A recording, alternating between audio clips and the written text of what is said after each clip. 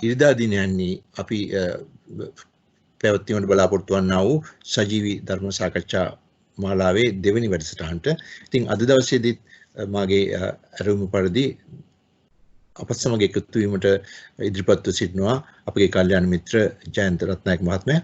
ඉතින් අද දවසේදී මම බලාපොරොත්තු වෙන්නේ අපිට ගැටලුවක් විය හැකි, එහෙම නැත්නම් අපිට තේරුම් ගැනීමට මදක් අපහසු විය හැකි.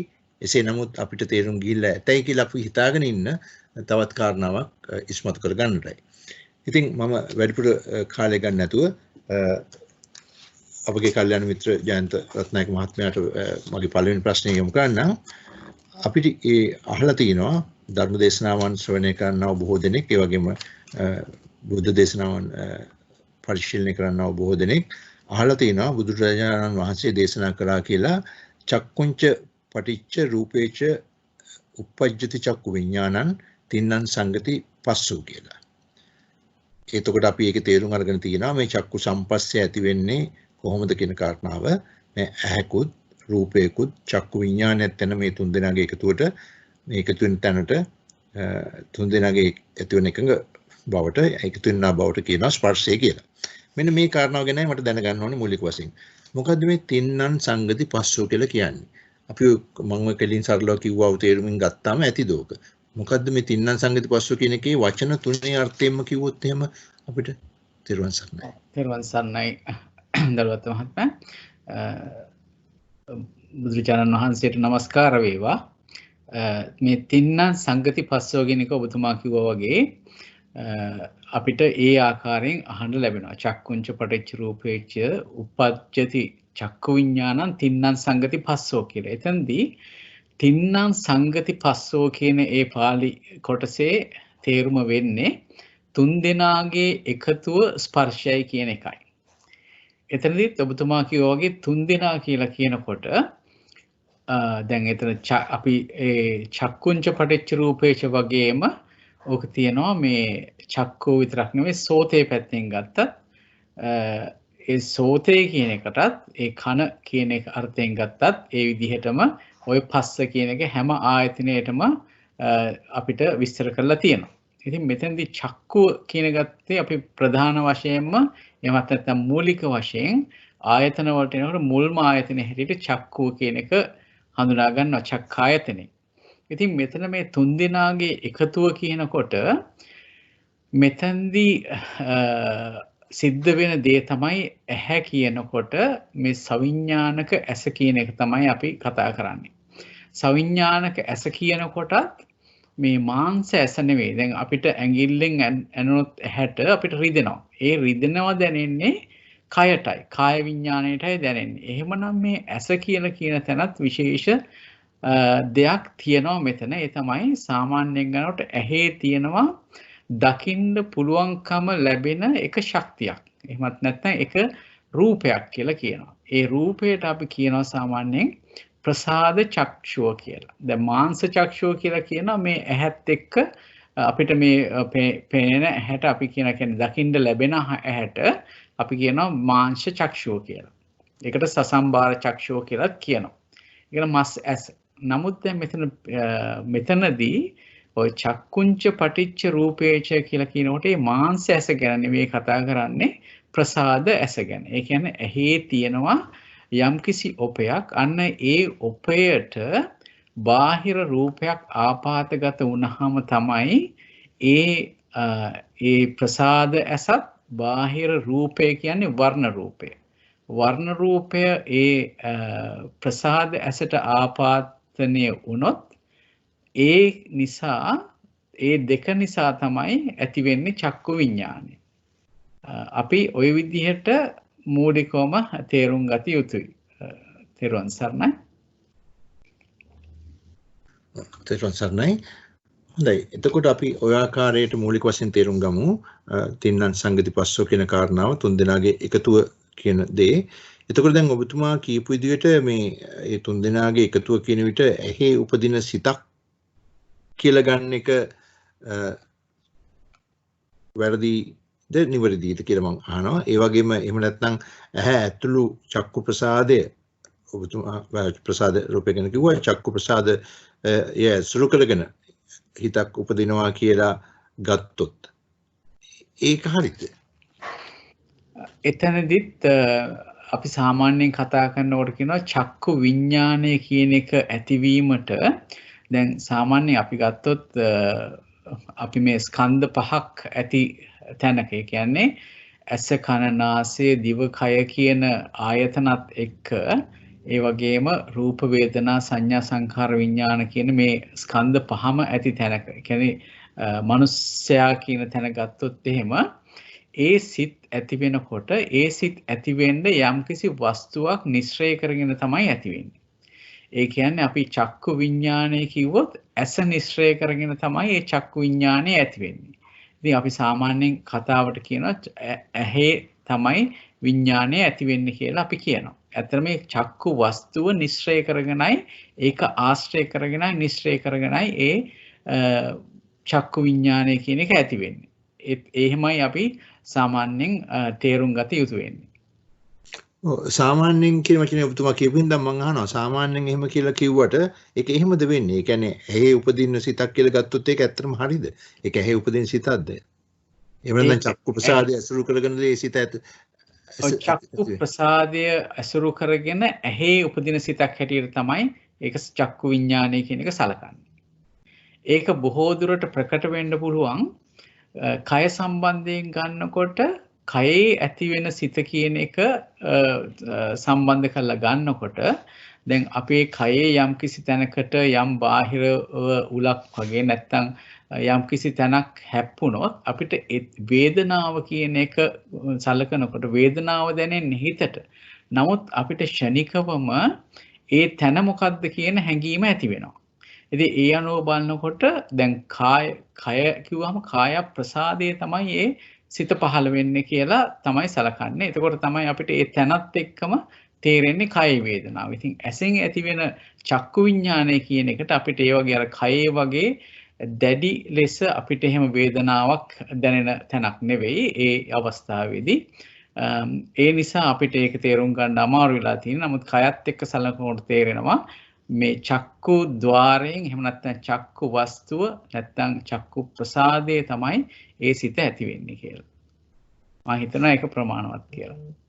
මගේ තව ප්‍රශ්නයක් තියෙනවා මේ පොතක් ඇත්තටම මේ බලන ගමන් මම මේ අහන්නේ මේ ප්‍රශ්නේ ඒ පොතේ තියෙන කාරණාව කිසිමතු කරගන්න ඒ පොතේ සඳහන් වෙනවා මේ භවංග මට්ටමේ තියෙන හිතක් එයාකට නිමිත්තක් ආවම එකතන ඉවත් වෙලා යන්නේ නැහැ ඒ කරන දේ නතර කරලා එතනම ඉඳගෙන ඒ චක්කු ප්‍රසාදයට හිත යොමු කරනවා කියලා. මට එතන පොඩි තේරුම් ගන්න බැරි තත්ත්වයක් තියෙනවා මේ ප්‍රකාශය. ඔබතුමාගේ ප්‍රකාශය නෙමෙයි මේ මම කියවනවා පොතේ තියෙන දෙයක්. හොඳයි. එතනදී මෙහෙමයි අපි සාමාන්‍යයෙන් යම් කිසි දෙයක් දකින්නවා කියන තැනකදී කොයි ආකාරයෙන්ද ඒ දේ සිද්ධ වෙන්නේ කියන එක අපි දැනගන්න එක වටිනවා.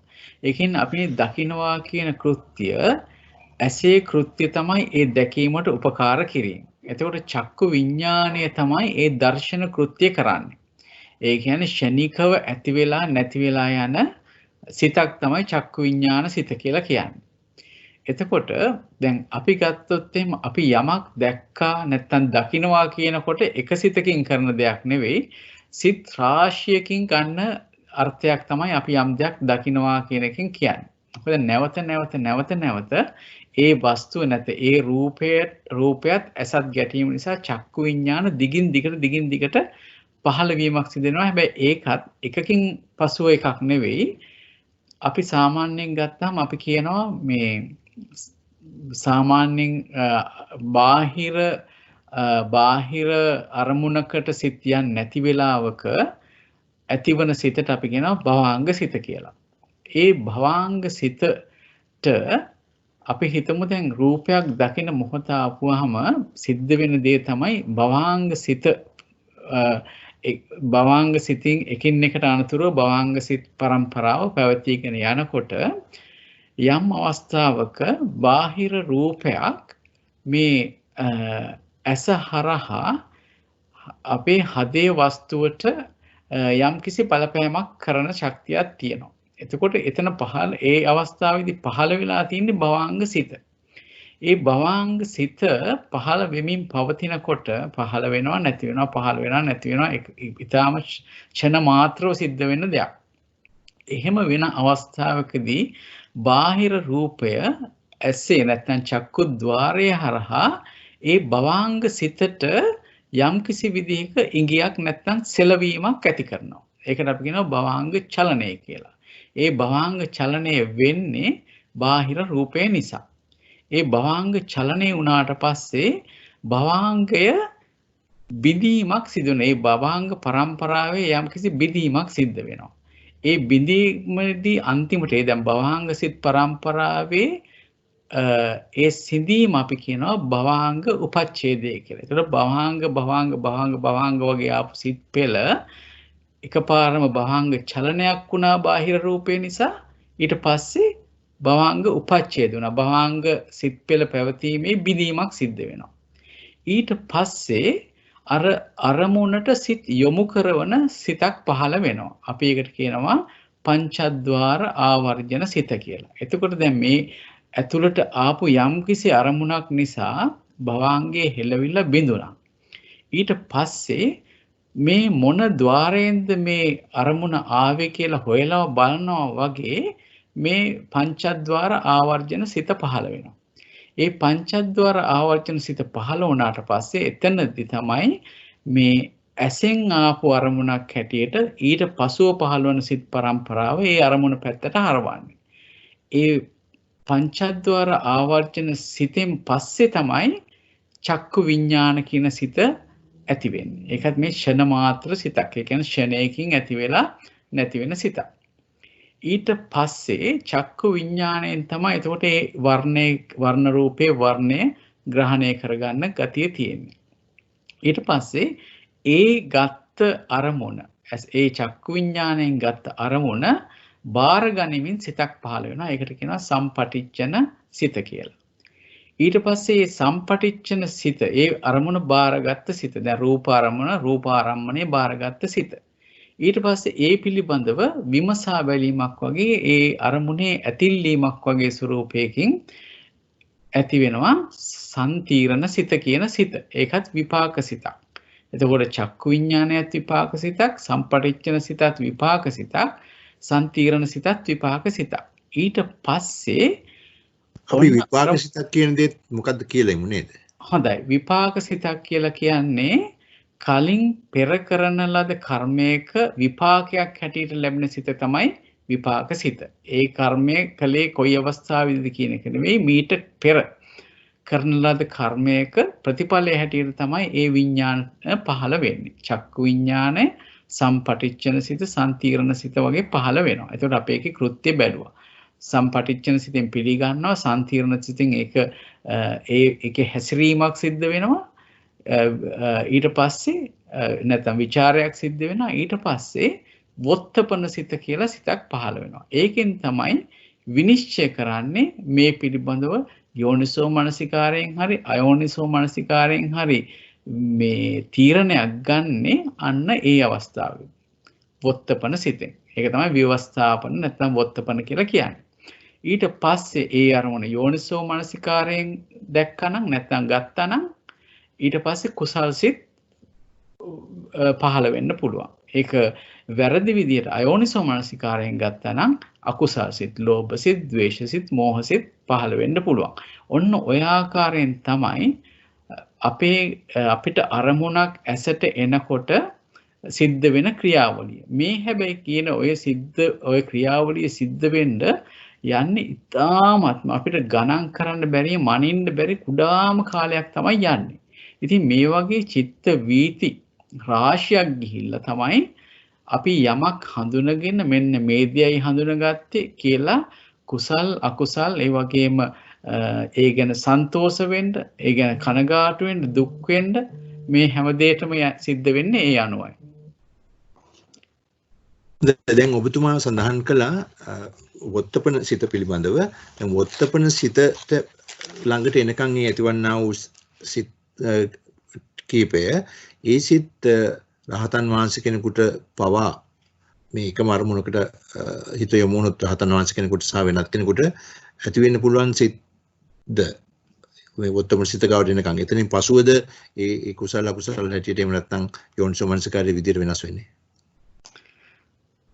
එතනදිත් අපි රහතන් වහන්සේ කෙනෙක් අපි හිතමුකෝ යම් කිසි රූපයක් දකිනවා කියලා. එතකොට ඒ දකිනකොටත් අර විදිහටම භවාංග චලන භවාංග උපච්ඡේද වෙලා ඊට පස්සේ පංචද්වාරා වචන කියලා ක්‍රියාසිතක් පංචද්වාරා වචන සිත ක්‍රියාසිතක් ඊට පස්සේ අර විදිහටම චක්කු විඥානය පහළ වෙනවා. චක්කු විඥානය පහළ වුණාම සම්පටිච්ඡන සම්තිරණ කියන ඒ සිතුත් ඒ ආකාරයෙන්ම ඒ විපාක සිතුත් ඒ ආකාරයෙන්ම පහළ වෙනවා.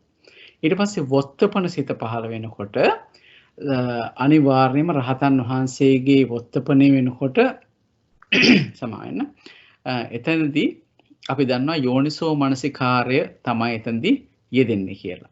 එතකොට ඒ යෝනිසෝ මනසිකාර්ය අනුව ඊළඟට පහළ වෙන සිත් පෙළ අපි කලින් කිව්වා වගේ කුසල් නෙවෙයි අපි ඒකට කියනවා ක්‍රියාසිත කියලා. මොකද කර්ම සිදු නොවන ක්‍රියාසිත පෙළක් තමයි ඊළඟට පහළ වෙන්නේ. ඒ ක්‍රියාසිත 7ක් එක දිගටම පහළ වෙලා එකකට පසුව එකක් වශයෙන් පහළ වෙලා ඊට පස්සේ නැවත ඒ අරමුණම අරගෙන තදාරම්මන කියන සිත් දෙකක් පහළ වෙලා නැවතත් භවාංගයට යනවා.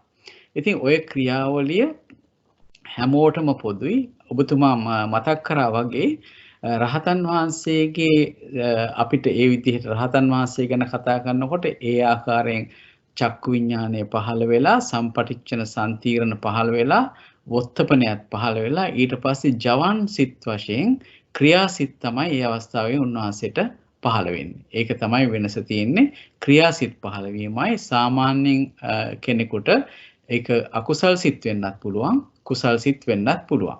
ඒ ආකාරයෙන් තමයි පහළ වෙන්නේ. ඒක එහෙම හිතන එක නිවැරදි. ඔව් තදාරම්මන සිතක් කියලා ඒ සඳහන් කරපු කාරණාව ගැන අපිට පැහැදිලි. ඔව් තදාරම්මන සිතක් කියන්නේ චිත්ත වීතියක් ගත්තාම අපි කතා කරනවා හොඳට රූපයක් පේන අවස්ථාවක් ගත්තොත් අපි ඒකට කියනවා මහන්තාරම්මණයක් කියලා. ඒ කියන්නේ ආරම්මණය හොඳට අපි මේ චක්කු විඥාන චිත්ත වීතිය බලනකොට නැත්නම් චක්කුද්්වාර චිත්ත වීතිය බලනකොට ඒ ඇහැට අරමුණු වෙන ඒ අරමුණ හොඳින්ම ග්‍රහණය වෙනවා ওই මහන්තාරම්මන චිත්ත වීතියක් කියන තැනදී. එතෙන්දී සිත් 17කින් තමයි චිත්ත වීතිය සම්පූර්ණ වෙන්නේ. එහෙම සිත් 17කින් චිත්ත වීතිය සම්පූර්ණ වෙනකොට අපි කියවනේ ජවන් සිත් 7ක් එක දිගට පහළ වෙනවා කියලා වොත්තපන සිතෙන් පස්සේ වොත්තපන සිතෙන් පස්සේ පහළ වෙන ජවන් කියලා කියන්නේ ඒක බොහොම ශක්තිමත් හයිය තියෙන හොඳ ශක්තිමත් සිත් 7ක් තමයි එහෙම පහළ වෙන්නේ. එහෙම ශක්තිමත් සිත් පහළ වුණාට පස්සේ හරියට අර ඊ타ත්ම වේගයෙන් ගිය වාහනයක් එකපාරම නවත්තන්න බෑ වගේ ටිකක් වේගය අඩු කරන්න ඕනේ වගේ නවත්තන්න කලින් මේ සිත් පේලියෙත් ඔය තදාරම්මන කියන සිත් දෙකක් පහළ වෙලා අර චිත්ත වීතිය අර ජවන් වල ගිය වේගය ඒ අඩු කිරීම වශයෙන් නැවතත් භවංගයට පත්වීමට අවශ්‍ය වේගය අඩු කිරීම වශයෙන් ඒ තදාරම්මන කියලා තං ආරම්මණං කියන එකයි. ඒ කියන්නේ ඒ අරමුණම අරගෙන විපාක සිත් දෙකක් එතන පහළ වෙලා තමයි ඒ චිත්ත වීතිය කෙලවර වෙන්නේ. ඒ චිත්තක්ෂණ 17ක චිත්ත වීතිය. ඒ ආකාරයෙන් තමයි ඒක තේරුම් ගන්න වෙන්නේ. හොඳයි දැන් ඔබතුමා අපිට පැහැදිලි කරලා දුන්නා කිසියම් වස්තුවක් ඇහැකට ගැටුණාම පස්සේ ඇහැක් ඉදිරියට ආවට පස්සේ කොහොමද අපි ඒ වස්තුව දැකීම දක්වා සිද්ධ වෙන්නේ කියලා. අපි තව මේ සාකච්ඡාව අවසන් කරන මම වෙනත් විදිහකට මේ ප්‍රශ්නේ යොමු කරොත් එහෙම අපි කතා කරේ අද තින්නන් සංගති පස්සෝ කියන කාරණාව තුනක් එකතු වීමෙන් තමයි ස්පර්ශය සිද්ධ වෙන්නේ කියලා. අපි දන්නවා ස්පර්ශය කියන දේ තථාගතයන් වහන්සේ මජ්ජි සූත්‍ර වෙන සූත්‍රවල විවිධාකාරයට මේ අනික ස්වාමීන් වහන්සේලා පහදා දෙන කොට මේ ස්පර්ශය කියන කාරණාවෙන් තමයි උන්වහන්සේ අපිට ඉස්මතු කළ දුන්නේ. ඒ තථාගත දේශනාවේ ගැඹුරු මහලයක් තියෙන තැනක් හැටියට. එහෙමනම් මේ ස්පර්ශය කියන තේරුම් ගන්න අද අපි හදන්නේ. එතකොට දැන් තින්නන් සංගති පස්සෝ තුනක් එකතු වුණාම තමයි ස්පර්ශය සිද්ධ වෙන්නේ කියලා අපි කතා කරලා පටන් ගන්නකොටම එතකොට දැන් අපි චක්කු පැත්තෙන් හිතුවොත් ආයසරයක් අසත් රූපයත් විඥානයත් හමුනාම ස්පර්ශය සිදු වුණා කියලා අපි කිව්වා. දැන් අභිධර්මානුකූලව දැන් ඔබතුමා චිත්ත වීති වලින් ඔය කියාගෙන එනකොට ওই තුන කොතෙන්ද සම්බන්ධ වෙන්නේ? මොකද්ද චක්කුව? මොකද්ද කොතනද රූපය? මොන විඥානයක් ගැනද කිව්වේ දැන් සිත් ගණනාවක් ගැන කියාගෙන ආවා. කොතෙන්ද ඇත්තටම තින්න සංගති පස්සෝ වෙන්නේ ඔය චිත්ත වීති පරම්පරා කතාවේදී? ඔය ඔතන තින්නන් සංගති පස්සෝ කියලා ගන්නේ ඇත්තටම එතන චක්කු විඥානය පිළිබඳව අපි කතා කරනවා නම් ඒ චක්කු විඥානය පහළ වෙන ෂණේදී ඇතිවෙන ස්පර්ශය තමයි එතනදී තින්නන් සංගති පස්සෝ හැටියට ඒ තුනේ එකතුව හැටියට ගන්න. ඒ කියන්නේ ඇසත් අපි කිව්වොත් ප්‍රසාද ඇසත් වර්ණ රූපයත් කියන දෙක නිසා ඇතිවෙන චක්කු විඥානය කියන ඒ තුනේ එකතුව තමයි එතකොට චක්කු සම්පස්සය කියලා ගන්න. ඒ වගේම තව දෙයක් කියන්න ඕනේ දල්වත්ත මහත්මයා මෙතනදී මේ අපිට මේ පස්සය කිව්වහම චක්කු සම්පස්සජා වේදනා කියලා කොටසක් වේදනාව ගැන කතා කරනකොට කතා කරනවා. තව තැනක චක්කු සම්පස්ස පච්චය වේදනා කියලා කතා කරනවා.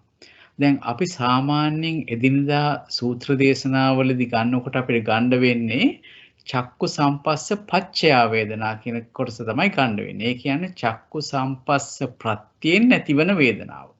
අපි හිතමුකෝ දැන් යම්කිසි දෙයක් දැකලා අපිට සතුටක් ඇති වුණා. අපේ දරුවෙක් නැත්නම් යාළුවෙක් වගේ අපි ප්‍රිය කරන දෙයක් දැකලා ප්‍රිය කරන කෙනෙක් දැකලා අපිට සතුටක් ඇති වුණා කියලා. එතකොට ඒක අර චක්කු විඥානයේ තියෙන වේදනාව නෙවෙයි. ඒ ස්පර්ශයෙන් හැදිච්ච වේදනාවක් නෙවෙයි ඒ සතුට කියන එක.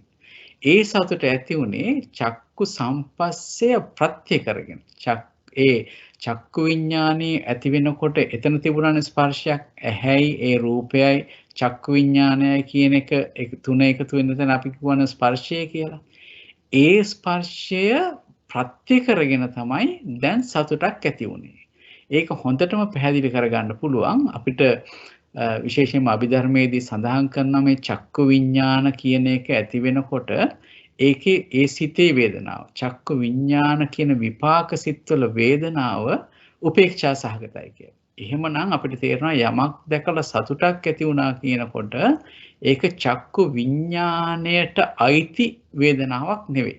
එහෙම නැත්නම් සෝමනස්සයක් නෙවෙයි. එහෙමනම් ඒ ස්පර්ශය නිසා ඊට පසුව පහළ වෙන සිත් පරම්පරාවෙන් ඇති වෙච්ච වේදනාවක් හැටියට තමයි එතකොට ඒක ගන්න වෙන්නේ. ඒක මම හිතනවා බොහොම වැදගත් කාරණයක් වෙනවා. එහෙම නැතුව මොකද අපි දන්නවා චක්කු විඥානය කියන එක විපාක විඥානයක්. විපාක විඥානයේ උපේක්ෂා සහගතයි. නමුත් සතුටක් හෝ දෝමනස්යක් ඇති වුණොත් යම් දෙයක් දැකලා ඒක සිද්ධ වෙන්නේ චක්කු සම්පස්ස ප්‍රත්‍යයෙන් මිසක් චක්කු සම්පස්ස ජා නෙවෙයි. චක්කු සම්පස්ස ජා කිව්වොත් එතන උපේක්ෂා වේදනාව චක්කු විඥානය සංප්‍රයුක්ත උපදින උපේක්ෂා වේදනාව තමයි චක්කු විඥාන සිතේ වේදනාව.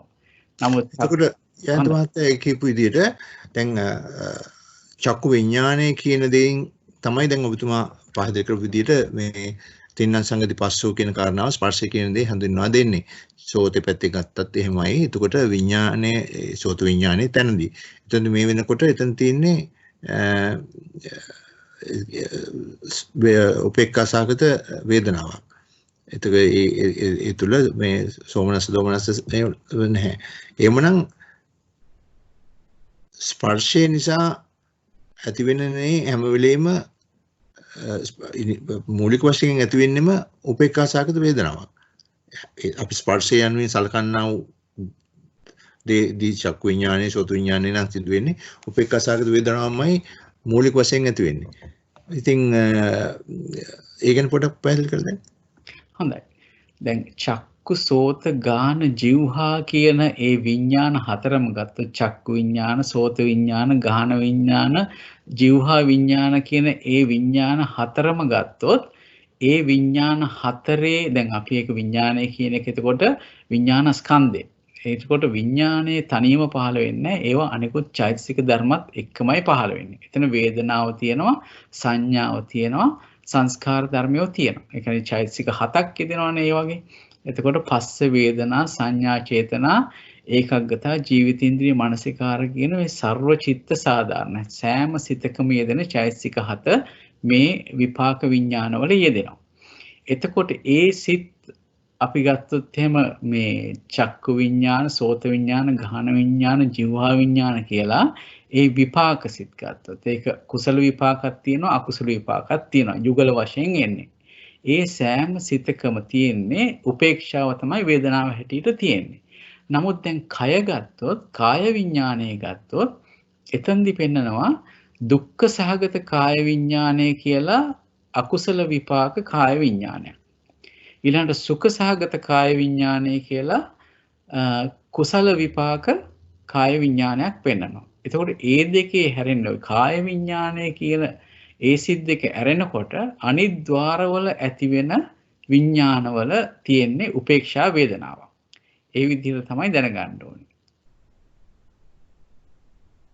ඔව් ඒක තමයි. ඒක මම හිතනවා බොහොම හොඳ කාරණාවක් ඔබතුමා අපිට මතක් කරලා දුන්නේ. ඒ වගේම අද සාකච්ඡාවේ දිස්මතු කරගන්න පුළුවන් වුණ කාරණාවක් හැටියට. ඒ කියන්නේ අපි පස්සපච්චය වේදනා කියලා කියනකොට අපි හිතනවා ඒ වර්ෂය නිසා අපිට දුක් වේදනාවක් එහෙම නැත්නම් සුඛ වේදනාවක් ඇති වුණා කියන කාරණාව ඔය අතරමැද කොටස ගැන ඉච්ඡා අවධානයක් යොමු නොකොට ඒ පස්සේ නිසා කෙලින්ම මෙහෙම සුඛ වේදනාවක් ඇති වුණා කියලා. එතකොට මේ පස්සේ කියන එකත් අපි එහෙමනම් ඇත්තටම සම්බන්ධ කරගන්නේ අර මූලික වශයෙන් වෙන තැන පසු කරගෙන ගිහිල්ලා.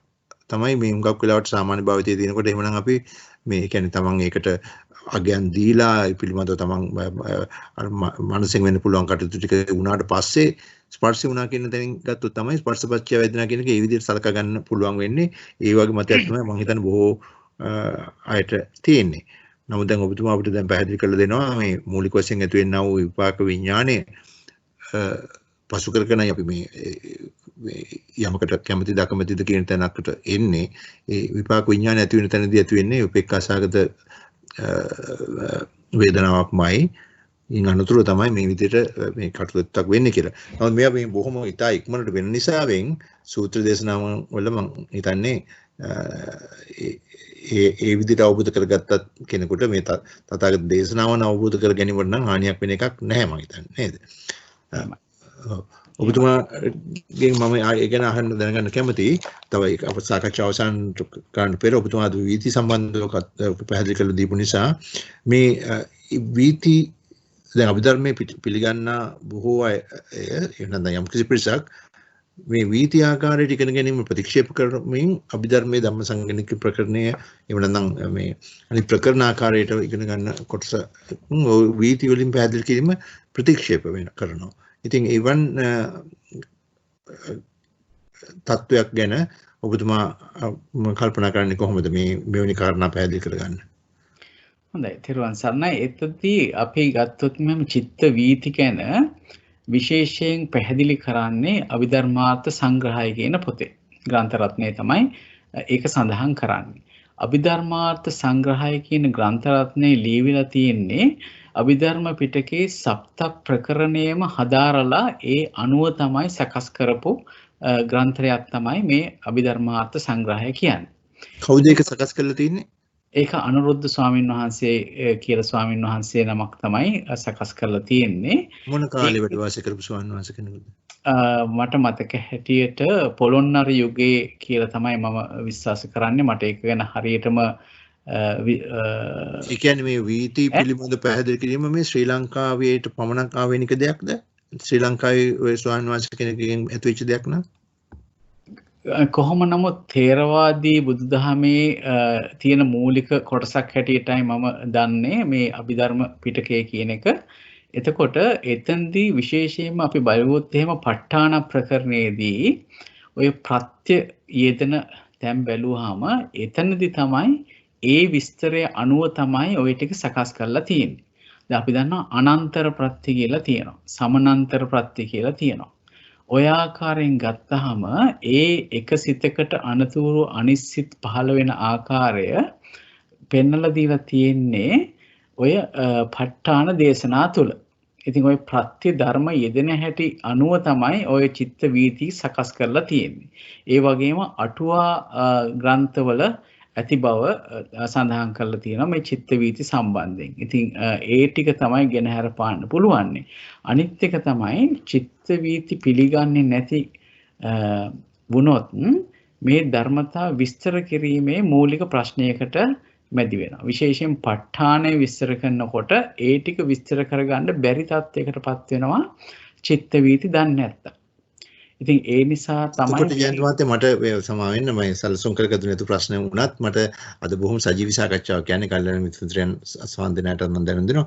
එතකොට දැන් ඔබතුමා කලින් ප්‍රකාශ කළ විදිහට මේ දේශනාවන් ඉදිරියට එන්නේ ශ්‍රී ලංකාවේ පොළොන්නරුවේ වැඩ වාසය කරන ලැබුවා වූ ඒ ගෞරවනීය ස්වාමීන් වහන්සේ කෙනෙකු විසින් අධ්‍යයනය කළ ඉදිරිපත් කරපු දේවල් මත නම් දැන් ඔබතුමා කිව්ව විදිහට මේ කොටස් නැතුව මේක තේරුම් ගන්න අපහසුයි කියලා. එහෙමනම් තථාගත දේශනාවේ තථාගතයන් වහන්සේ දේශනා කරපු කොටසේ අඩුපාඩුවක් තියනවද කියලාද මේ කියන්නේ කියලා කෙනෙකු ඇහුවොත්? නෑ මට හිතෙන හැටියට දැන් මෙහෙමයි දැන් ග්‍රන්ථාරූඪ උනේ යමක් ග්‍රන්ථාරූඪ වුණා නම් පොතකට ගත්තා නම් ඒ දේවල් සිද්ධ වුණේ බොහෝ විට ඒ ධර්මය හදාarලා ඒ අනුව දැනගෙන අවබෝධය ලැබපු මහා ස්වාමීන් වහන්සේලා අනුව තමයි ඒ ධර්මයන් පැවතගෙන ආවේ. මෙතනදී ඒ ටික ගොනු කිරීමක් වුණා කියලා හැටියට තමයි තේරෙන්නේ. මේක කලින් ලියවිලා නැති නමුත් ඒ ආකාරයෙන් එහෙම දෙයක් වෙන්නත් පුළුවන්. එහෙම නැත්නම් ඒ ස්වාමීන් වහන්සේ මේ සප්ත ප්‍රකරණයම හදාරලා ඒ අනුව කළ ගොනුවක් හැටියටත් කරන්න අපිට ඒක හිතන්න පුළුවන්. කොහොම නමුත් දැන් ප්‍රායෝගික වශයෙන් අභිධර්මයේ හදාරනවා නම් ඒ දේවල් චිත්ත වීති වගේ දේවල් ප්‍රතික්ෂේප කළොත් එහෙම මේ අභිධර්මයේ හදාරන්න බොහොම අමාරු තත්ත්වයක් එනවා. මොකද මේක ඊටාම ගැඹුරු ධර්මයක්. ඉතින් ඒ ධර්මය තේරුම් කරගන්න පුළුවන් මට්ටමට විස්තර කිරීමක් තමයි ඒ අභිධම්මත් සංග්‍රහයෙන් කරලා තියෙන්නේ. ඒක අනුව ඉගෙන ගන්න බොහොම පහසුයි. එහෙම නැති වුණොත් ඒවා එකිනෙකට ගලපා ගැනීමේ ප්‍රශ්නයක් මතුවෙනවා. ඒකින්ද බොහෝ වැරදි නිගමන වලට එන්න ඉඩ තියෙනවා. එක තැනකට හරියන දේ තව තැනකට හරි නොයා තියෙන්න ඉඩ තියෙනවා. ඒ අනුව සිතුවේ නැත්තම් මේක කිසිම පටලැවිල්ලක් නැතුව හොඳ ලස්සනට විස්තර කරලා තියෙන තැනක් තමයි අභිධම්මත් සංග්‍රහය. ඉතින් ඒක මුළු අභිධර්ම පිටකයටම ප්‍රවේශයක් ලබා දෙනවා. ඒ අනුව කරුණු තේරුම් ගන්න. ඒ විදිහට තමයි සලකන්නේ ඒ පිළිබඳව. බොහෝම පිං ජයන්ත මහත්මයා අපිට කාරණාවන් හොඳින් පැහැදිලි වුණා. විශේෂයෙන්ම අපි මේ ධර්මයේ තේරුම් ගන්න උත්සාහ කරනකොට මේ අභිධර්මයේ ඉතා ගැඹුරින් අධ්‍යයනය නොකළා වුණත් මේ පිළිබඳව ඇත්තා වූ කෙටි සරල අවබෝධයෙන් පවා උපකාර වෙනවා මේ විභංග කරලා හිතක් ක්‍රියාත්මක වෙන විදිය දැනගන්න කියන බව තේරෙනවා. ඉතින් ඒ වගේම අපි හැම වෙලෙම කියනවා වගේ මේක දොරටුවක් නෙවෙයි. ඇතුවත් නැතුවත් තේරුම් ගන්න පුළුවන් කම් ඇති ඒ තම තමන්ගේ හැකියාවන් වල විදියට. ඉතින් ඒ අයට ඒ තම තමන් තෝරගත්ත ආකාරයට ධර්මයේ තේරුම් ගන්න හැකියාව ලැබේවා කියලා අපි ප්‍රාර්ථනා කරනවා. ඉතින් අප ලබන සතියේදීත් ඉරිදා දිනේදී මේ ආකාරයටම තවත් අපිට විග්‍රහ කරගන්න අවශ්‍ය ධර්ම කාණ්ඩයක් ඉස්මතු කරගෙන කෙටි සාකච්ඡාවක් කරන්න බලාපොරොත්තු වෙනවා. ඉතින් අද දවසේදීත් අපට මේ උතුම් වූ ධර්ම කාණ්ඩයක් විශේෂයෙන්ම ස්පර්ශය සම්බන්ධ කරගත්තු ඒ උතුම් වූ ධර්ම කාණ්ඩයක් පැහැදිලි කර දුන්නේ අපගේ කල්‍යාණ මිත්‍ර ජයන්ත රත්නායක මහත්මයා. ඉතින් ඔබතුමාගේ ධර්ම අවබෝධය තව තවත් වැඩි කර ගැනීම සඳහා වැඩිවීම සඳහා මේ කරා වූ ධර්ම දානමය කුසලය හේතුවක් වේවායි කියලා සමන් දෙන්නා වූ මේ නර්මන්නා වූ සියලුම දෙනා වෙනුවෙන් මම ප්‍රාර්ථනා කර සිටිනවා. ඔබතුමාට තෙරුවන් සරණයි. තෙරුවන් සරණයි දරුවත් මහත්මයා.